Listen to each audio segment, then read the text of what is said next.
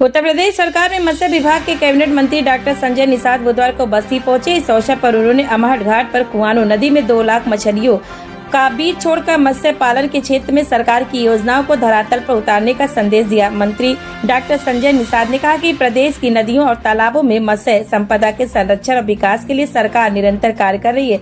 इससे न केवल मत्स्य उत्पादन में वृद्धि होगी बल्कि स्थानीय मत्स्य पालकों को भी आर्थिक सशक्तिकरण का अवसर मिलेगा।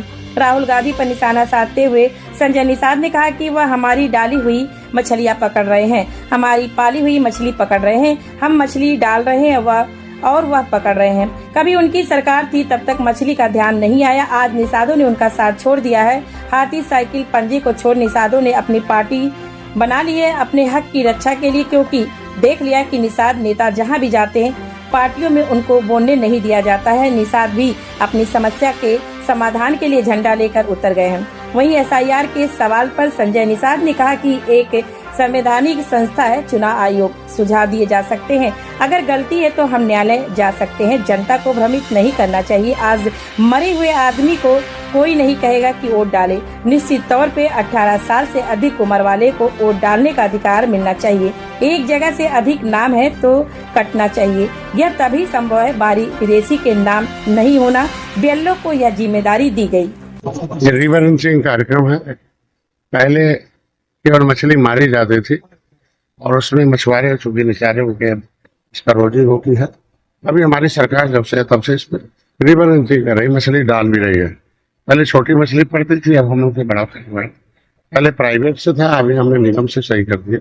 ऐसे हेल्दी वोटर अब इससे मछलियों इसमें डालने से 2 लाख मछली डाला हो तो कम से कम इसमें जल का जो बैलेंस पूरा होगा। इस पर रहने वाले लोग भी मछली नदी के किनारे रहने वाले लोग तो आय बढ़ेगी, तो भोजन होगा, राजस्व होगा, रोजगार भी बढ़ेगा। इसलिए उसी का कार्यक्रम होता है। राहुल गांधी भी आजकल मछली मार रहे हैं, पकड़ रहे हैं। हमारी डाली हुई मछली, हमारी पाली हुई मछली पकड़ रहे हैं, हम डाल रहे हैं। कभी उनकी सरकार थी तब तक मछली का तरफ ध्यान नहीं आया। आज जब निषाद ने हाथी साइकिल पंजा का लोगों को निषाद में हम देखो अंतर ही है। वो पकड़ रहे हैं, हम डाल रहे हैं। तुम्हारे यहाँ पे इसको पकड़ने का तरीका लग रहा है। झंडा भरोट को पौवा पिलाते थे, अभी तक पौवा पीने के लिए तैयार नहीं है।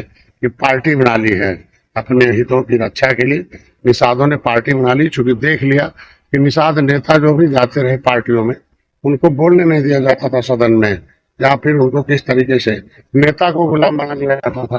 तो जनता अपने सरकार, तो इस निषादों ने भी अपनी टोपी झंडा नारा विचारधारा लेकर कर गए हैं।